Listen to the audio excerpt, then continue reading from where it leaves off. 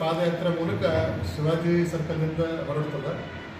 ಅಲ್ಲಿಂದ ಮುಂದೆ ದರ್ಬಾರ್ ಹೈಸ್ಕೂಲ್ ಮೈದಾನದಲ್ಲಿ ಸಮಾವೇಶ ಕಾರ್ಯಕರ್ತರು ಮತ್ತು ಸರ್ಕಾರದ ವಿರುದ್ಧ ಇದ್ದಂಥ ಎಲ್ಲ ಜನರನ್ನು ಸೇರಿಸಿ ಸರ್ಕಾರದ ವಿರುದ್ಧ ಒಂದು ಜನಾಕ್ರೋಶವನ್ನು ಹೊರ ಹಾಕುವಂಥ BJPಯ ಒಂದು ಜನಾಕ್ರೋಶ ಯಾತ್ರೆ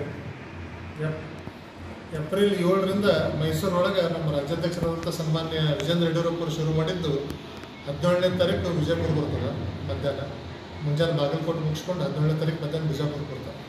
ಬಿಜಾಪುರದಾಗ ದರ್ಬಾರ್ ಹೈಸ್ಕೂಲ್ ಮೈದಾನದೊಳಗೆ ರ್ಯಾಲಿ ಆಗಿದೆ. ಎಷ್ಟು ಗಂಟೆಗೆ ಬಿಜಾಪುರದಾಗ 40,000 ಜನರನ್ನು 35ರಿಂದ 40,000 ಜನರನ್ನು ಸೇರಿಸುವಂಥ ಒಂದು ಪ್ರಯತ್ನ ಮಾಡ್ತಾ ಇದ್ದೀವಿ.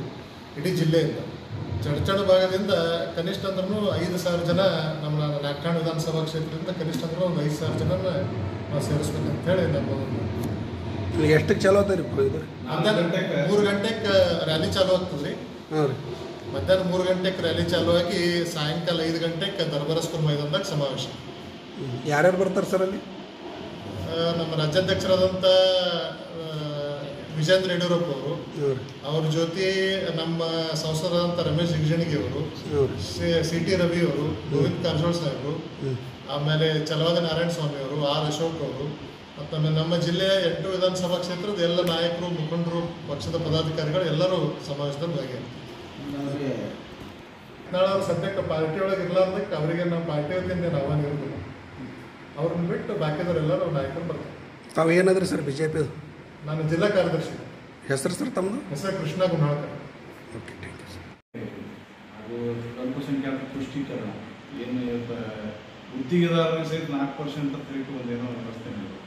ಮತ್ತು ಹಾಗೂ ಸಾಕಷ್ಟು ಈ ಬಿಟ್ಟಿ ಬಾಗಿಲುಗಳಿಗೆ ನಮ್ಮ ನಾಯಕರನ್ನು ಹಣ ಸಹಿತ ಅವರು SC/ST ಹಣವನ್ನು ಉಪಯೋಗ ಮಾಡಿಕೊಳ್ಳುತ್ತಿದ್ದಾರೆ. ಇದು ಎಲ್ಲ ವಿಷಯಗಳ ಕುರಿತು ಜನರಲ್ಲಿ ಸಾಕಷ್ಟು ಆಕ್ರೋಶ ರಾಜ್ಯದ ಜನತೆಯಲ್ಲಿ.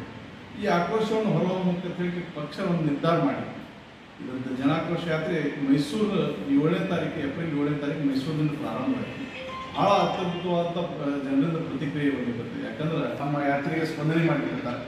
ಈಗ ಮೊನ್ನೆ ಇದರ ನಂತರ ಹಾಸನದೊಳಗೆ ಬಂತು, ಮೈಸೂರು ನಂತರ ಹಾಸನದ ನಂತರ ಮಂಗಳೂರು, ಉಡುಪಿ, ಈಗ ಇದು ಹುಬ್ಬಳ್ಳಿ ನಂತರ ನಮ್ಗೆ ವಿಜಯಪುರ, ಬಾಗಲಕೋಟೆಯಿಂದ ವಿಜಯಪುರ, ಮುಂಜಾನೆ ಬಾಗಲಕೋಟೆ ನಂತರ ವಿಜಯಪುರ ಬಂದಿರ್ತದೆ. ಸಾಕಷ್ಟು ನಾಯಕರು ಇದರೊಳಗೆ ಪಾಲ್ಗೊಳ್ಳಿರ್ತಾರೆ. ಈ ಯಾತ್ರೆ ಒಂದು ಕಾಂಗ್ರೆಸ್ ಸರ್ಕಾರದ ಒಂದು ಏನು ನೀತಿಗಳದಾವು ಇಲ್ಲ, ಯಾವ್ಯಾವ ಥರ ಮಾಡೋರು, ಯಾವುದ್ರ ಬದ್ದಲ್ಲ ನೀವು ಡೀಸೆಲ್ ಪೆಟ್ರೋಲ್ ಯಾವ್ದು ಬದ್ದಲ್ಲ ನೀವು ಇದು ಹಾಕೊಂಡ್ರಿ ಸರ್ ರೇಟ್ ಏರಿಯೋದು ಅಂತಾರಲ್ಲ? ಈಗ ಸಾಕಷ್ಟು ವಿಷಯಗಳ ಒಂದಲ್ಲ ಎರಡಲ್ಲ, ಇಲ್ಲ ಒಂದು 2-3 ಹೇಳ್ಬೇಕಾದ್ರೆ ಯಾವ್ಯಾವ ಹೇಳ್ಬೋದು? ಯಾವ್ದ್ರ ಬದ್ದಲ ರೈತರದ ಬದ್ದಲ ಹೇಳ್ತೀರಿ? ಒಂದಕ್ಕೂ ಬಿಟ್ಟಿಲ್ಲ, ಎಲ್ಲ ವಿಷಯದಾಗೂ ಬೆಲೆ ಏರಿಕೆಗಳು ಸಾಕಷ್ಟು.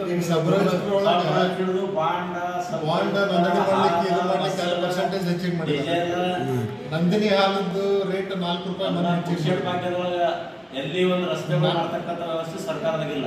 4% ಮುಸಲ್ಮಾನರಿಗೆ ಕರ್ನಾಟಕ ರಾಜ್ಯದೊಳಗೆ ಬರುವಂತ ಎಲ್ಲ ಟೆಂಡರ್ ಒಳಗೆ 4% ಅವ್ರಿಗೆ ಮೀಸಲಾತಿ ಇಡಬೇಕಂತ ಹೇಳಿ ಅದನ್ನೊಂದು ಘೋಷಣೆ ಮಾಡಿದ್ರು. ಅಭಿವೃದ್ಧಿ ಕಾರ್ಯಗಳು ಕುಂಠಿತ. ಒಂದೇ ಸಮಾಜದ ತುಷ್ಟೀಕರಣ ಆಗ್ತದೆ. ಅಲ್ಪಸಂಖ್ಯಾತರಿಗೆ ಅಂತ ಹೇಳಿದ್ರೆ ಮಾತು ಬೇರೆ ಇತ್ತು. ಅಲ್ಪಸಂಖ್ಯಾತರು ಜೈನರು ಬರ್ತಾರೆ, ಸಿಖ್ರು ಬರ್ತಾರೆ, ಅದು ಮಾತು ಬೇರೆ. ಆದ್ರೆ ಬರೀ ಮುಸಲ್ಮಾನರಿಗೆ ಅಷ್ಟೇ 4% ಅಂತ ಹೇಳಿದಾಗ ಅದು ಪರ್ಟಿಕ್ಯುಲರ್ ಒಂದೇ ಸಮುದಾಯಕ್ಕೆ ಅದು ಒಂದು ತುಷ್ಟೀಕರಣ ಒಂದು ನೀತಿ ಅದು ಅಂತ ಹೇಳಿ ಕರ್ನಾಟಕ ಸರ್ಕಾರದ ವಿರುದ್ಧ BJP ಜನಾಕ್ರೋಶ. Okay, thank you. ಅಂತ ಇದು ಕೆಟ್ಟ ಸರ್ಕಾರ ವಿರುದ್ಧ ಜನಾಕ್ರೋಶ ಯಾತ್ರೆಯನ್ನು ರಾಜ್ಯಾಧ್ಯಕ್ಷರಾದ ಸನ್ಮಾನ ಡಾಕ್ಟರ್ ವಿಜಯೇಂದ್ರ ಯಡಿಯೂರಪ್ಪನವರು ದಿನಾಂಕ 17/4/2025 ಬಿಜಾಪುರಕ್ಕೆ ಆಗಮಿಸುತ್ತಿದ್ದಾರೆ. ಅದಕ್ಕೆ ದಯವಿಟ್ಟು ನಮ್ಮ ಮತಕ್ಷೇತ್ರದ ಜನ ಎಲ್ಲರೂ ಬಂದು ಆ ಜನಾಕ್ರೋಶ ಯಾತ್ರೆಯನ್ನು ಸಾಕಾರ ಮಾಡಬೇಕಂತ ಈ ಸಂದರ್ಭದಲ್ಲಿ ಹೇಳಿ ಈ ಪತ್ರಿಕೆ ಮುಖಾಂತರ ತಿಳಿಸ್ಕೊಡ್ತಾರೆ. ಸುಮಾರು ಎಷ್ಟು ಜನ ಕೊಡ್ಬೋದು ಸರ್? 25ರಿಂದ 30 ಸಾವಿರ ಜನ ಕೊಡ್ತಾರೆ. ಎಲ್ಲ ಜನರಿಗೆ ವ್ಯವಸ್ಥೆ ಏನಾದ್ರಿ? ಬಂದವ್ರಿಗೆ ಹೋದವ್ರಿಗೆ ಬರ್ಲಾಕ್ ಹೋಗ್ಲಿಕ್ರಿ? ಬರ್ಲಾಕ್ ಹೋಗ್ಲಿಕ್ಕೆಲ್ಲ ವಾಹನ ವ್ಯವಸ್ಥೆ ಮಾಡಿದ್ವಿ. ಫೋನ್ ವ್ಯವಸ್ಥೆ ಮಾಡಿದ್ರಿ?